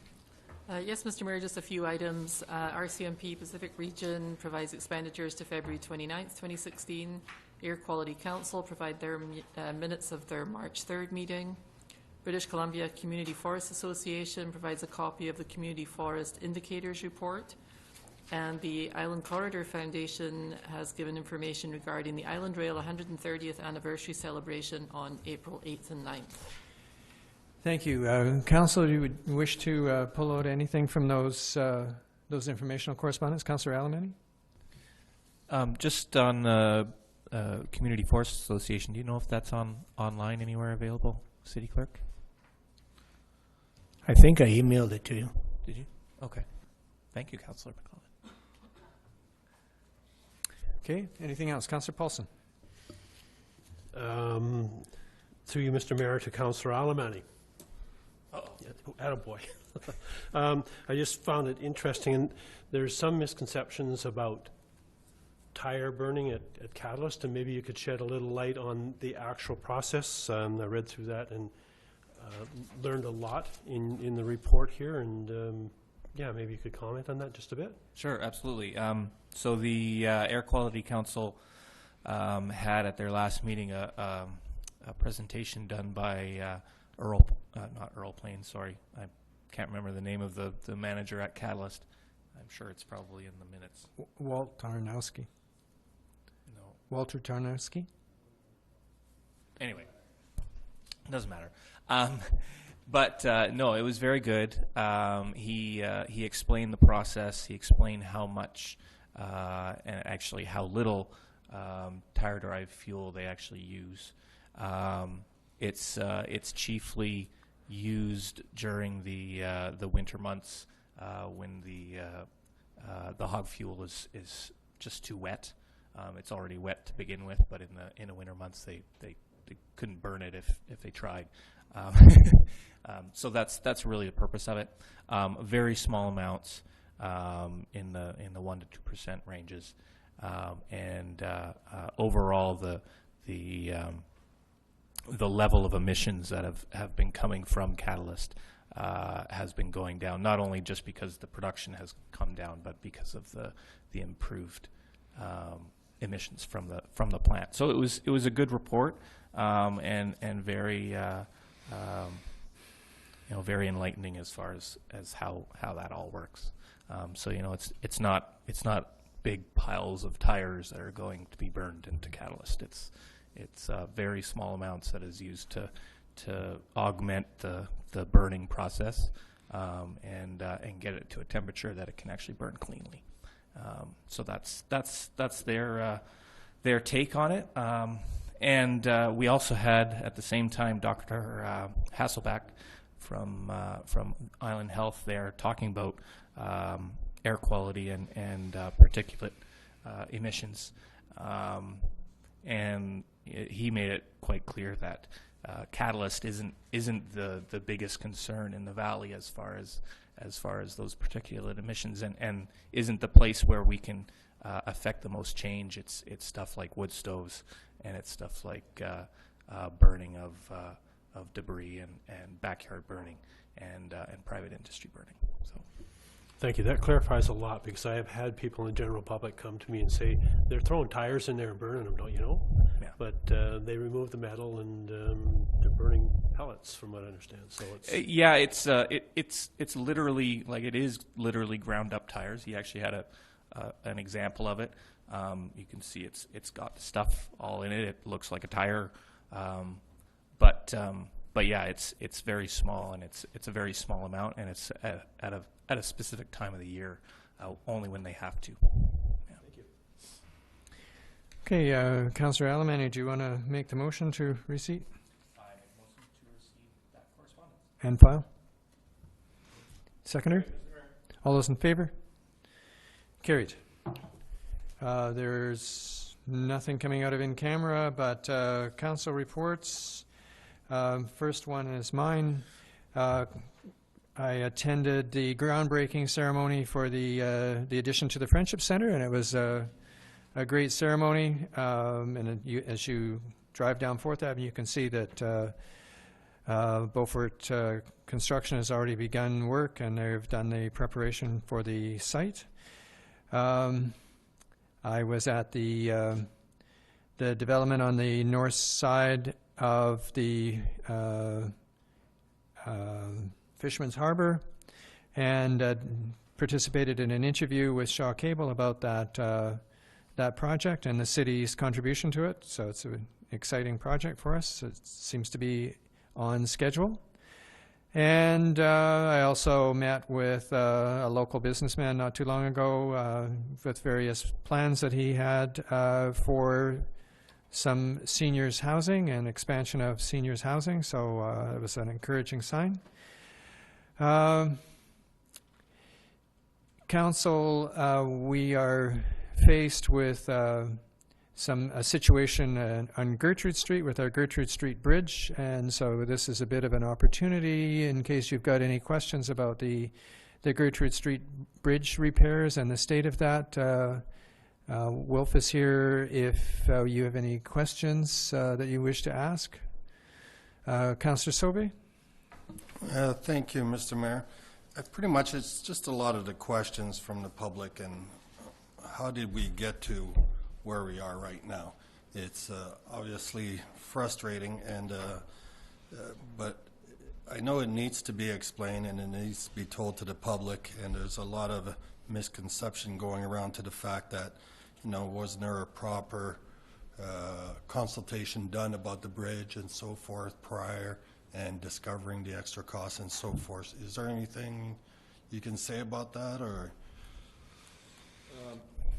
Thank you, Councillor Sauvé and Council and Mr. Mayor. I'll do my best.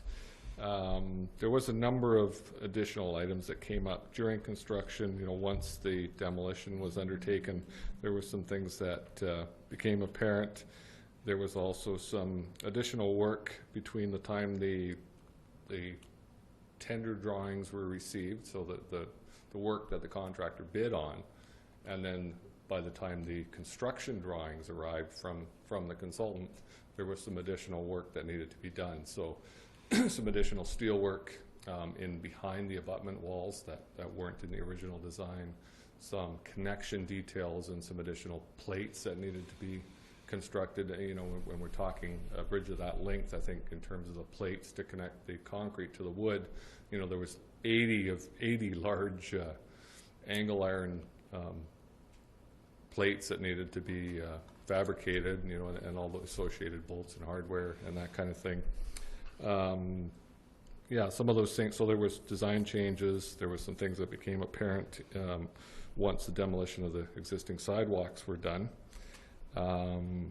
Gas line supports. There was some work there. There was work identified with Fortis BC. Their direct costs that they estimated for us, so that was put in under an earlier request. But then past that, the contractor had to deal with, because the gas line is supported by the existing sidewalk, so that had to come off, and then new brackets had to be installed temporarily. Additional work was identified to then cast the gas line into the new sidewalk, so that wasn't something that was identified. And then, again, on the other side of the bridge with the city water line. The biggest portion, I think, of the work and the delays over probably most of February was to do with the work off the bridge. So once we had to excavate outside of the, into the approach fills, we realized that the timbers that were holding up the dirt on the outside of the bridge, those were rotten. So they had to come out and be replaced. And that work was fairly substantial and took quite a while to do. But is that the type of work that you discovered after the fact, or? That's correct. I'm just trying to see how the city could avoid something like this again, because we're, almost doubling the cost, and it's facing the taxpayers, and it's just, do we count on these consultants and estimates, or don't we? Like, I'm almost scared right now to see any consultant report on engineer project because I'm afraid of the estimate being lower or higher, and that's what I'm concerned about. So, you know, who's going to cover the cost after all that? That's my concern. But thank you. Councillor Paulson. I think I understand that once you get into something like that, basically that bridge is 60 to 70 years old. There's a lot of stuff once you start pulling decking and stuff off that you can't see, even if you're drilling core holes and stuff. So it's like rebuilding an antique car, you know, from my purview. And I understand the concerns of Councillor Sauvé, but I'm not surprised. I'm not surprised that there's stuff, you know, rotten timbers, degraded concrete, those sorts of things in the structure of that home. I guess my question is what point, I mean, we're into it pretty deep, but do you do a reno? And I know in a house you get to 70%, you may as well knock it down and put up a new one. But there's a fine line between the reno and doing a new one. Fortunately, I mean, the substructure, you know, the piles and the pier caps and that part of the bridge is in good shape, and we knew that. It was sort of the stuff that you couldn't see. The bridge has some irregularities and inconsistencies in terms of the way it was built, so we're trying to prefab, you know, exactly square dimensional concrete panels, and so we've had some issues with fitting and that as well, which has been the most recent delays. But so the, you know, one half, you'll see the one half, the barriers and the precast is done, and we're just pouring the other side now because a whole bunch of new measurements had to be done. So. Okay, Superintendent Takema, we've got one more question. Oh, sorry, Councillor Alberni and then Councillor McClellan. Just along that line, I guess, because I've heard it asked about 1 million times the past few weeks. Did we have a number on what it would have cost to just replace the bridge? Do you remember? I don't believe so. No. Yeah. That's fine. Councillor McClellan? Put me on the spot there. It's okay. Yeah, I guess what we got to look at now, what is we got. I guess I was pretty angry when I read in the paper and that we're going to be coming back for more money, and council wasn't told first. It was in the AV News. And I didn't appreciate that. But I guess common sense tells me that he's going to come back for the third time. What really bothers me, I guess, and I'd like to know how we can not have this happen again, on 2 different occasions on City Council, I asked the question at least 3 times on both of those meetings about surety of what's underneath that asphalt before it gets picked up and the deck needing fixing and the timbers being gone. And I was assured that everybody knew that it was very good. I had information contrary. So I don't want to say any more about it. I'm still uptight about it, I guess, that I guess people, I don't know. I don't want to say it publicly because we're dealing with individuals, but something's got to be solved, and we can't do this again. And my request, before I vote yes for any more money for this bridge, I want to see all the bills. I want to see what was and why it is, because this is ridiculous. A 3rd and 4th time coming back. It just shouldn't happen. And in a bridge that size, yes, we know it's old, and yeah, we knew it was rotten, but we were told it weren't. So we can do something about that next time. That'll be good. And the other thing I really am concerned about is we don't stall on the Victoria Quay Bridge and wait for it to get really bad because of this one. We get onto that right away. Thank you. Superintendent Takema, just out of curiosity, a lot of these costs were unexpected. Is the city able to recover some of these costs from, you know, engineering the consultants or the engineers' reports, or are we on the hook for the entire cost? Or not to my knowledge in terms of recouping costs. I would say that the city's on the hook for it. Okay, thank you. Anything else, Council? Thank you. Oh, Councillor Washington. Thank you, Mr. Mayor. So I guess in the original quote, he the company that we got working for us said that we'll do this, this, this, and that. So when it came to the underbody or the understructure, that wasn't included in that quote that we got originally. Okay. Yeah. Thank you. And thank you for being willing to come at the last minute and being put on the spot like this, and waiting throughout the entire meeting until we could get it on. Okay. Thank you. You're welcome. Council, as well, this is now an opportunity for us to discuss a project for us as part of our 2017 or 50th birthday celebration, and actually get it into the officially into the public eye, which is the walking, biking, running path joining Harbour Quay eventually to McLean's Mill, and with the goal for 2017 July 1st, getting at least as far as Compton Road, so the edge of our city limits. The second thing is a project to rename one street that stitches one side of our city to the other, but actually has three names, and that's Gertrude Street, Stamp Avenue, and 3rd Avenue. So we look at a process where we could have a public competition and rename that, and looking at a report back in the process that this would actually happen and the implications for us as a city. And the last thing, Council, is not for this year, but for the 2017 year, again, as part of our birthday celebration, our 50th birthday, putting money into next year's budget. I'm suggesting $25,000, but that's all it is. It's just a suggestion. As a pot of money to promote the celebration of our birthday, and that various groups and organizations in the community would be able to somehow, through a process designed for us by staff, access a portion of this to assist them with their celebrations throughout the 2017. And that's my report. I move acceptance of my report. Second. Sir, all in favor? Carried. And from the regional district, Councillor McLemmon.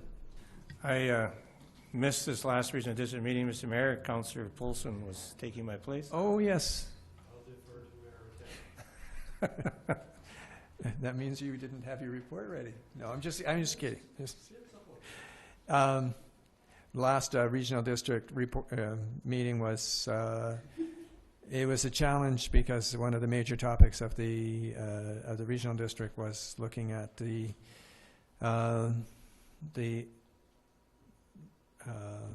decision around the airport, and that decision has been deferred until tomorrow, actually. And there were a number of other items, but other than that, it was a relatively uneventful regional district meeting. I'm sure we'll get more information after tomorrow's regional ACRD meeting. I move that report received. Second, Mr. Mayor. All in favor? Carried. And councillors' reports. Councillor Washington. Thank you, Mr. Mayor. We'll go short and sweet. Just city-related, just the meetings on the 16th, 17th, and today. That's it. Thank you, sir. Councillor Alberni. I don't think I can beat that for shortness, but I won't. Advisory Planning Commission last week, as normal, and we went through that again, so I won't go through that. But what I did want to mention is I've been working a lot with the Island Corridor Foundation around the 130th anniversary that they're putting on the 8th and 9th. Have a really cool train that's come over from the mainland, from Squamish. I believe it's already full up for the various rides that they're going to do on the Friday, but you can go onto the Island Corridor Foundation website and check that out, and it will be open on the Saturday for people to go on and check out, and the Alberni Pacific Railway will be there as well, representing them. So it'll be a lot of fun. Okay, Councillor Paulson. I can't beat that short. Last week, the week of March 22nd, I actually again was privileged to have Jesse Tasso staying at my place for 2 or 3 days, and he's contracted to West Coast Aquatic to do, he's a chainsaw artist, and he's contracted to West Coast Aquatic to do a couple of features for the new aquarium. And I was actually down there on, I think on the Friday, and they were moving the cedar tree into the new aquarium area, and got commandeered to help. The one slab that tried to get upright probably weighed about 1,500 to 2,000 pounds, but with a forklift and what have you, got it into place. Totally changed the look of the inside of that building. It's kind of neat. It's going to have a little doorway cut in it so kids can crawl in and out and play, and had a virtual walk around. And it's going to be a fun place to take family and even big kids and little kids alike. On the 22nd, attended the Watershed Stakeholders meeting. 23rd, as a sub for Councillor McClellan at the ACRD. And yeah, that's my report. Thank you. And Councillor Sauvé. Thank you, Mr. Mayor. 16th of March, attending a meeting for council to review our status report. On the 17th of March, I was in attendance with the mayor for the groundbreaking ceremony at the Friendship Center. On the 23rd of March, I had the privilege to attend at the Alberni Valley Community Forest Corporation meeting at the airport, which was gave me a good opportunity to ask all those questions I always wanted to know. Continuing Care Society, pretty much I had a meeting tonight, but I had to cancel due to the fact we had council meeting. But they're still desperately looking for Class 4 drivers for their bus for the Eco Village. So if there's anybody out there that's willing to give us some time, a bit of time during the week, I would really appreciate that. That's it for me, Mr. Mayor. Thank you. And Councillor McClellan. Thank you, Mr. Mayor. Just a couple of things. I had to miss a few meetings on account of school break, looking after my grandson for two meetings on Tuesday, I think something on Thursday. And but I did make the McLean Mill meeting, the first meeting of the management board, which we have formed 4 people on, as we did at the last council meeting, and met with the representatives from the Western Vancouver Island Industrial Heritage Society, and formed the basis of working together for this year on the transition year. It looks like it'll work well. Everyone seems quite on side, and there'll be meetings between the two groups, but mostly just with representatives so that it can go back and forth and deal it that way. The community forest meeting that Councillor Sauvé attended was appreciated. He was appreciated that he was there.